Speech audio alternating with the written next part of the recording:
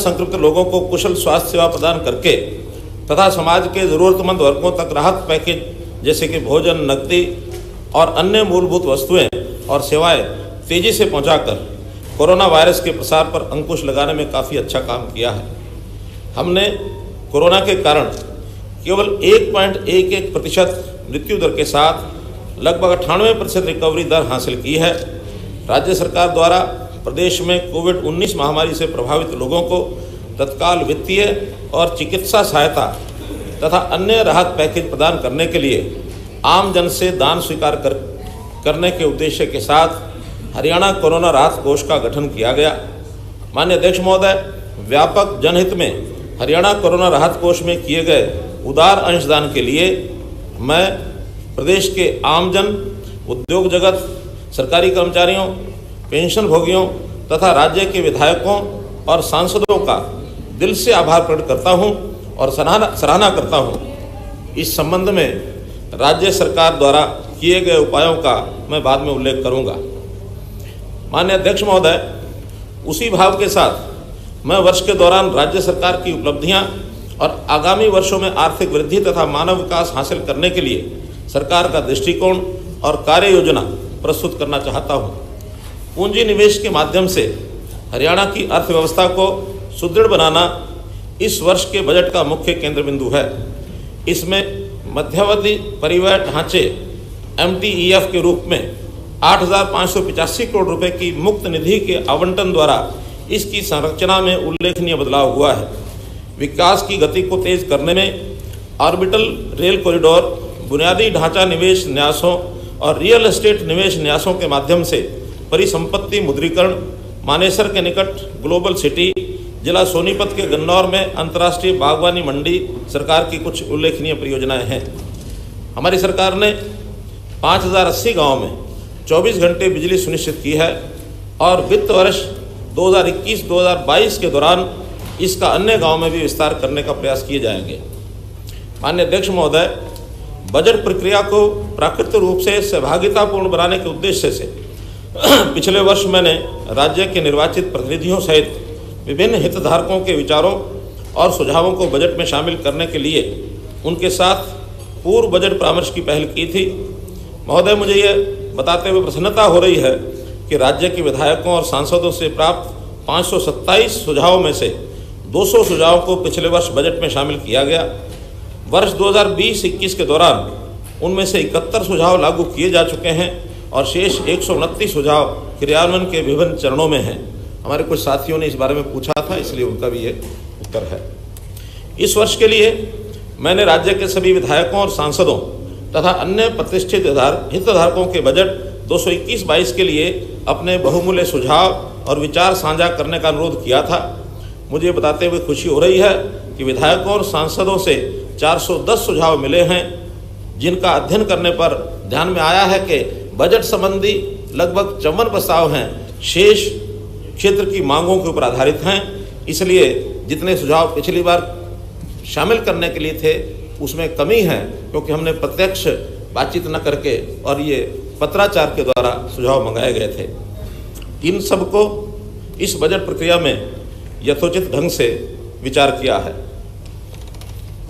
असाधारण परिस्थितियों में असाधारण नीतियों की आवश्यकता होती है। चूँकि कोविड-19 महामारी के अप्रत्याशित चुनौतियाँ पेश की हैं और हमें कई सबक सिखाए हैं। जैसा कि माननीय प्रधानमंत्री जी ने कहा है, इससे हमें स्वयं को और अपनी अर्थव्यवस्था को सुदृढ़ करने के अपार अवसर भी मिले हैं। क्योंकि हम धीरे धीरे संकट से उबर रहे हैं, हमें और भी बड़े पैमाने पर रिकवरी और पुनरुत्थान की दिशा में रणनीतिक हस्तक्षेप करने की आवश्यकता है। मैं इस बजट को हरियाणा के लिए विकास पथ पर तेजी से आगे बढ़ाने का एक अवसर मानता हूँ।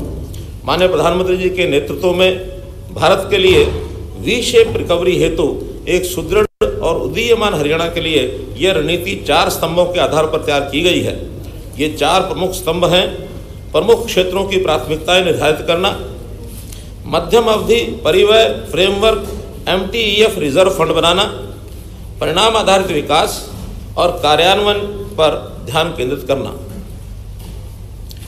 पहला है प्राथमिकताएं। बजट के लिए महत्वपूर्ण है कि उन विशिष्ट क्षेत्रों को प्राथमिकता दी जाए जो विशेष रूप से संकट के समय अर्थव्यवस्था में उछाल के लिहाज से अति आवश्यक हैं। हमने स्वास्थ्य, कृषि और बुनियादी ढांचे की पहचान उन प्रमुख प्राथमिकता वाले क्षेत्रों के रूप में की है जिन पर हमें रिकवरी और पुनरुत्थान के लिए ध्यान केंद्रित करने की आवश्यकता है। अप्रत्याशित सार्वजनिक स्वास्थ्य संकट के इस समय में स्वास्थ्य क्षेत्र पर ध्यान देना सर्वोपरि है।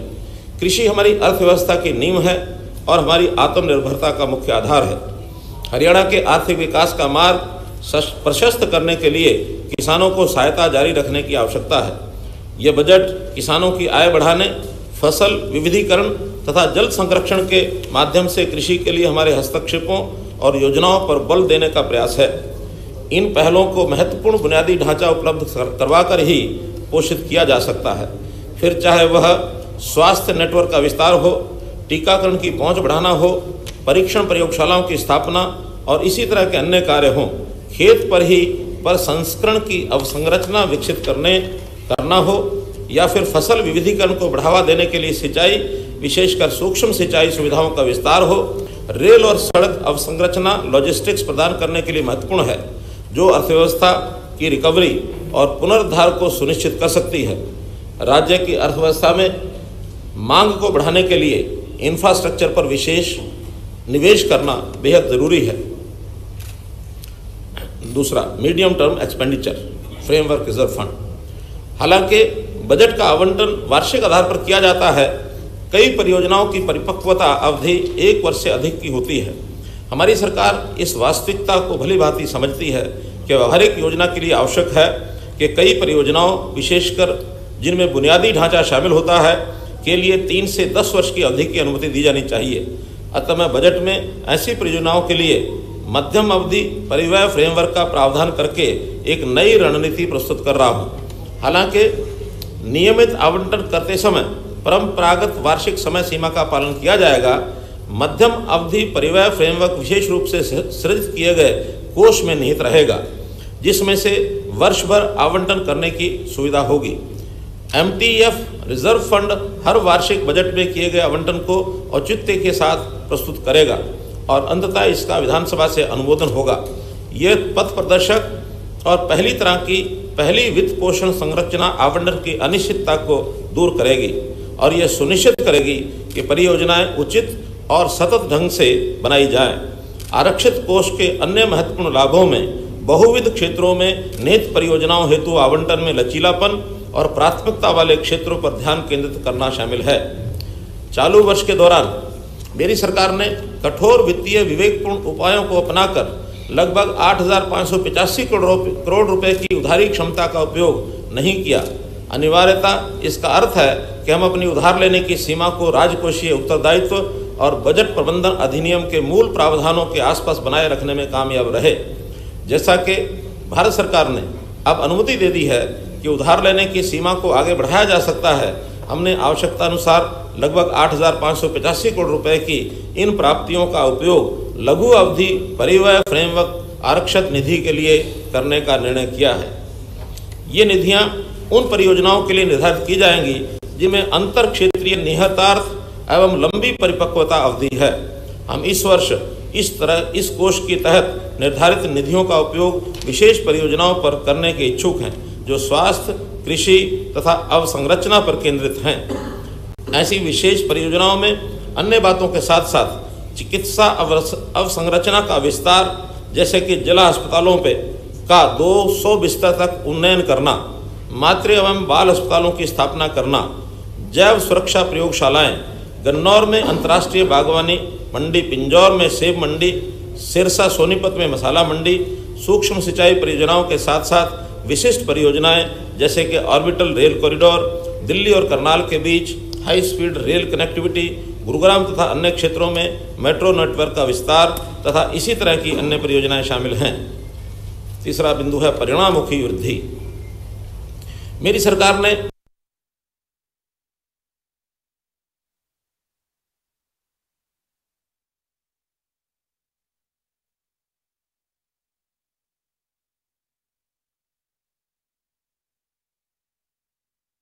यहाँ 75वीं वर्षगांठ को समर्पित ये बजट बतौर वित्त मंत्री मनोहर लाल खट्टर ये बजट पेश कर रहे हैं और इसी के साथ यहाँ पर तमाम क्षेत्रों पर ध्यान देने की पूरी कोशिश की जा रही है, चाहे वो स्वास्थ्य हो, शिक्षा हो, चाहे वो कृषि हो।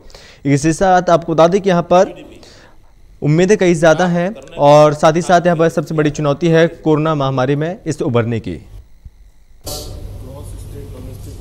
हाँ, सतत विकास लक्ष्य गोल्स प्राप्त करने पर ध्यान केंद्रित किया है। मुझे गर्व है कि हरियाणा देश का पहला राज्य है जिसने बजट में आवंटित एक रुपए के लिए आउटकम फ्रेमवर्क विकसित किया है। हमने इस फ्रेमवर्क को पिछले बजट के साथ प्रस्तुत किया और हमने इस वर्ष भी इस प्रथा को जारी रखा है। हरियाणा देश का ऐसा पहला राज्य भी है जिसने विशिष्ट सतत विकास लक्ष्यों के तहत प्रगति को बजटीय परिव्यय के साथ जोड़ा है। हमने यूएनडीपी के सहयोग से एक एसडीजी समन्वय केंद्र की स्थापना की है, डेवलपमेंट गोल्स हैं, और हरियाणा राजकोषीय प्रबंधन संस्थान के माध्यम से हम इसे और आगे ले जाने का इरादा रखते हैं। परिणामों पर इस केंद्रित दृष्टिकोण के साथ हम विजन 2030 को साकार करने में पूरी प्रतिबद्धता से आगे बढ़ेंगे। रोजगार सृजन अल्पावधि से मध्यावधि का परिणाम है। हमने इस संबंध में कई प्रमुख पहल की हैं, जिसमें देश का पहला और एकमात्र कौशल विश्वविद्यालय, सक्षम युवा कार्यक्रम, अनूठा रोजगार पोर्टल शामिल है, जो रोजगार के अवसरों के लिए नौकरी के इच्छुक युवाओं के कौशल का मानचित्रण करता है। चौथा है क्रियान्वयन पर बल। शासन और सेवा प्रदायगी में सुधार ये सुनिश्चित करने के लिए महत्वपूर्ण है कि इन परियोजनाओं से होने वाले लाभ पात्र लाभार्थियों पर लक्षित हों। मुझे सम्मानित सदन को अवगत कराते हुए बड़ा गर्व हो रहा है कि पिछले वर्ष की गई परिवार पहचान पत्र की पथ प्रदर्शक पहल ने तेजी से प्रगति की है और व्यापक कवरेज हासिल की है। ये पहल नागरिकों को पेपरलेस, फेसलेस सेवा मुहैया करवाकर ईज ऑफ लिविंग को बेहतर बनाने में दूरगामी साबित होगी। इससे राज्य में नागरिक सुविधा बढ़ाने और सुशासन हासिल करने में मदद मिलेगी। इसके क्रियान्वयन में हमारी रणनीति अंत्योदय अंतिम व्यक्ति तक पहले सेवा पहुंचाना और उत्थान करना के सिद्धांत पर आधारित है। भारत सरकार के सफल महत्वाकांक्षी जिला कार्यक्रम से प्रेरणा लेते हुए हम राज्य के सबसे कम विकसित खंडों में व्यापक और परिवर्तनकारी विकास पर ध्यान केंद्रित करने के लिए महत्वाकांक्षी खंड दृष्टिकोण अपनाकर उनके विकास पर ध्यान केंद्रित करना चाहते हैं।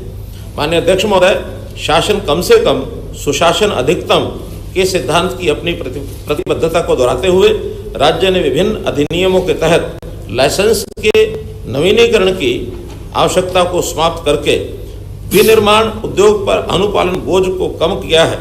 सरकार ने विभागों में विभिन्न लाइसेंसों के लिए स्वतः नवीनीकरण का भी प्रावधान किया है। राज्य सरकार भारत सरकार के न्यूनतम विनियामक अनुपालन की प्रतिबद्धता पर भी सक्रिय रूप से कार्य कर रही है और साथ ही जिला स्तर पर कारोबारी सुगमता को बेहतर बनाने के लिए कदम उठाए गए हैं। यह 4 स्तंभीय दृष्टिकोण वी शेप रिकवरी हासिल करने तथा उदीयमान अर्थव्यवस्था का मार्ग प्रशस्त करने की हमारी रणनीति का आधार है। हरियाणा में आर्थिक विकास की गति राज्य के प्रत्येक व्यक्ति की आय और खरीद क्षमता बढ़ाने के लक्ष्य पर आधारित होनी चाहिए। हमने विशेष रूप से तैयार की गई कार्य योजना को अपनाने का निर्णय लिया है और उम्मीद है कि ये हमारे राज्य के आर्थिक सफर में स्थायी, समावेशी और जमीनी स्तर के विकास के साथ जीवंत और आत्मनिर्भर हरियाणा बनाने में मील का पत्थर साबित होगी। स्थूल मानक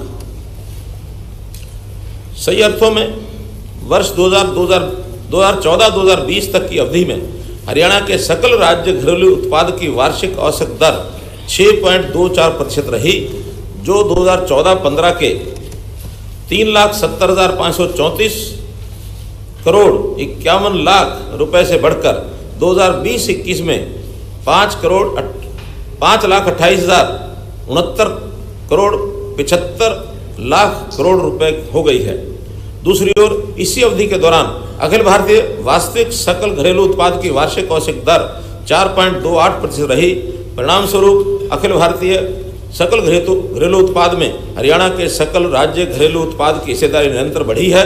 हालांकि कोविड-19 महामारी के कारण अखिल भारतीय सकल घरेलू उत्पाद में 2020-21 में 7.96% का संकुचन हुआ है। इसकी तुलना में हरियाणा में 2020-21 में राज्य के सकल घरेलू उत्पाद में केवल 5.65% संकुचन दर्ज किया गया। हरियाणा की प्रति व्यक्ति आय अखिल भारतीय औसत से तुलनात्मक रूप से अधिक रही है, जो कि पिछली वृद्धि से उल्लेखनीय रूप से अधिक है। वर्तमान मूल्यों पर अखिल भारतीय प्रति व्यक्ति आय 14-15 में 86,647 रुपये थी, जो 2019-20 में बढ़कर 1,34,186 रुपये हो गई, जबकि हरियाणा में ये 2014-15 के 1,47,382 रुपये से बढ़कर 2019-20 में 2,47,628 रुपये हो गई। वर्तमान अनुमानों के अनुसार वर्ष 2020-21 में अखिल भारतीय स्तर पर प्रति व्यक्ति आय घटकर 1,27,768 रुपये और हरियाणा के मामले में ये 2,39,535 रुपये रह गई। कृषि प्रधान राज्य से औद्योगिक राज्य के रूप में हरियाणा के संरचनात्मक परिवर्तन की विकास यात्रा ने सेवा क्षेत्र में मजबूत वृद्धि के साथ प्रभावी आर्थिक विकास में राज्य की मदद की है। कुल सकल राज्य मूल्य वर्धित में सेवा क्षेत्र की हिस्सेदारी 2011-12 में 44.9% से बढ़कर 2019-20 में 51.1% हो गई।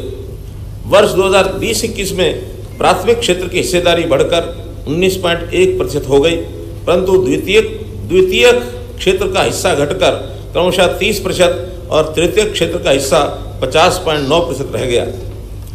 वर्ष 2019-20 में कुल प्राथमिक क्षेत्र में कृषि और संबद्ध गतिविधियों का योगदान 98.96% रहा तथा शेष हिस्सेदारी 1.04% खनन क्षेत्र की रही, जबकि द्वितीय क्षेत्र में विनिर्माण और निर्माण क्षेत्र प्रमुख योगदानकर्ताओं के रूप में उभर कर आए। वर्ष 2019-20 के लिए कुल द्वितीय क्षेत्र में विनिर्माण क्षेत्र की हिस्सेदारी 70.99%, जबकि निर्माण क्षेत्र की हिस्सेदारी 25.21% रही। इसके अलावा ये ध्यान रखना महत्वपूर्ण है कि विनिर्माण क्षेत्र की हिस्सेदारी 2011-12 में 61.61% से बढ़कर 2019-20 में 70.99% हो गई, जिससे प्रदर्शित होता है कि हरियाणा ने औद्योगिक क्षेत्र में तेजी से प्रगति की है। हरियाणा में तृतीय क्षेत्र में तीव्र वृद्धि मुख्य रूप से दो विशिष्ट समूहों के कारण थी। पहले समूह में रियल एस्टेट, आवासीय और व्यावसायिक सेवाओं का स्वामित्व शामिल है, जिसके बाद व्यापार, मरम्मत, होटल और रेस्तरां का नंबर आता है। सबसे पहले ये उल्लेख करना महत्वपूर्ण है कि ये दोनों क्षेत्र कुल मिलाकर तृतीय क्षेत्र का लगभग 64.2% हैं।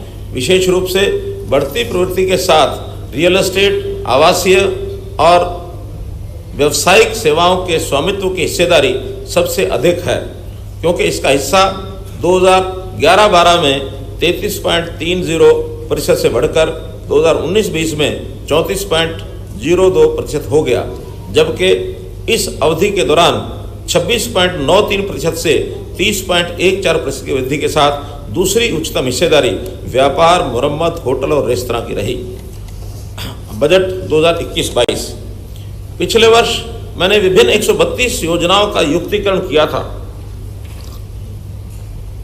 अब परिणाम में सुधार करने और बेहतर तालमेल करने के लिए मैंने निर्दिष्ट सेक्टोरल क्षेत्रों में विभागों का विलय करके तथा उनकी बजट संबंधी मांगों में परिवर्तन व उसके आपस में विलय कर बजट का आवंटन किया है।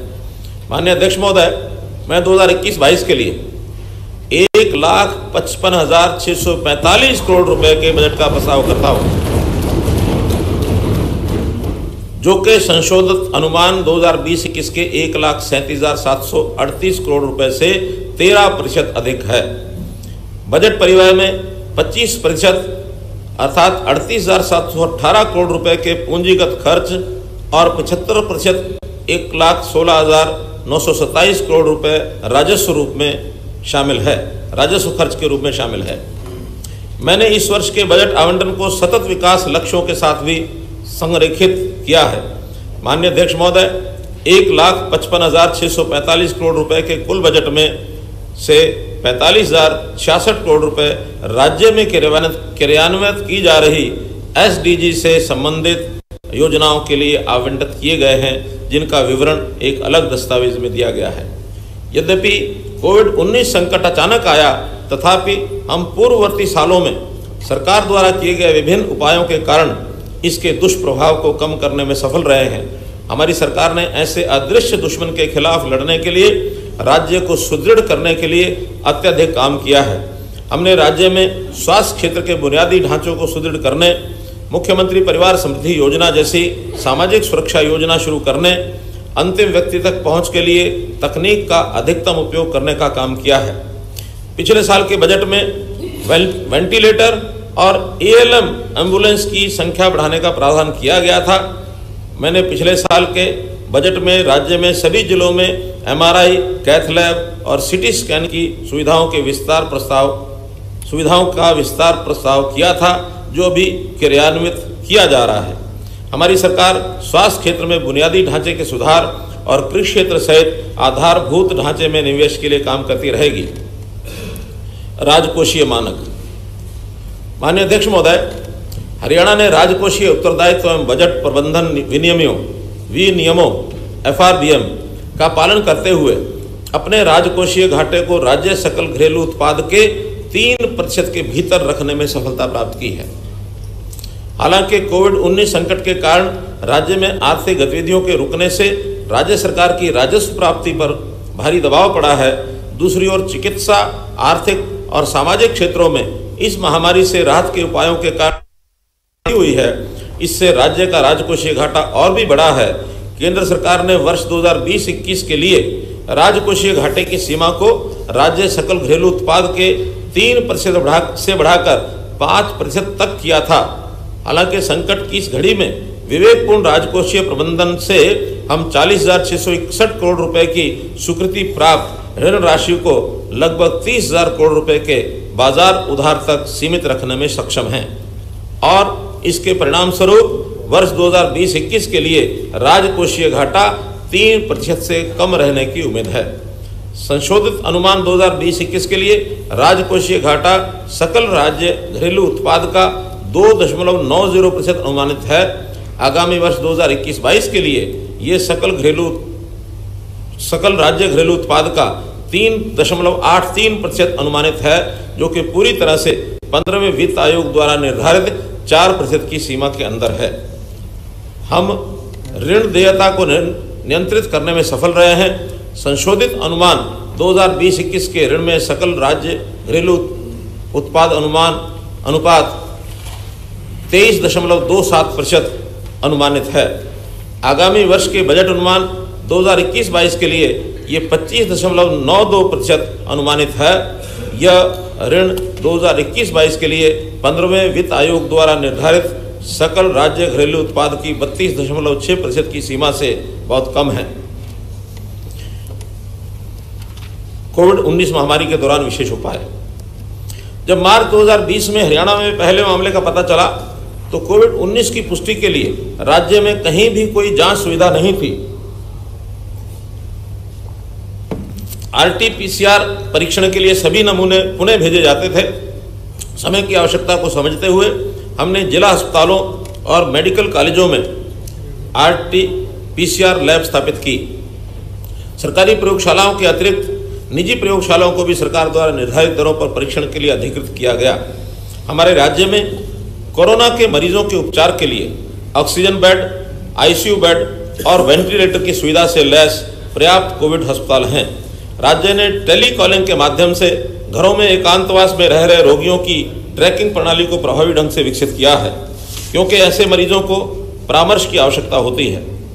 राज्य ने आपातकालीन उपयोग के लिए 2 कोविड-19 टीकों सीरम इंस्टीट्यूट ऑफ इंडिया के कोविशील्ड और भारत बायोटेक के कोवैक्सीन को अधिकृत किया है और 13 जनवरी 2021 को प्रथम आपूर्ति में कोविशील्ड की 2,41,500 खुराकें और कोवैक्सीन की 20,000 खुराकें प्राप्त हुई हैं। हमारे पास कोविड-19 वैक्सीन को स्टोर करने के लिए पर्याप्त कोल्ड चेन स्पेस उपलब्ध है। कोविड-19 की रोकथाम के प्रयोजनों के लिए राज्य के विभिन्न उपायुक्तों को 9.10 करोड़ रुपए की राशि स्वीकृत की गई। इसके अलावा कोविड-19 महामारी के लिए चिकित्सा शिक्षा एवं अनुसंधान 43.59 करोड़ रुपए, शहरी स्थानीय निकाय 7.01 करोड़ रुपए, गृह विभाग 4.29 करोड़ रुपए, और स्वास्थ्य एवं परिवार कल्याण 76.96 करोड़ रुपए विभागों को राज्य आपदा प्रतिक्रिया कोष में से कुल 131.85 करोड़ रुपए की राशि भी उपलब्ध करवाई गई।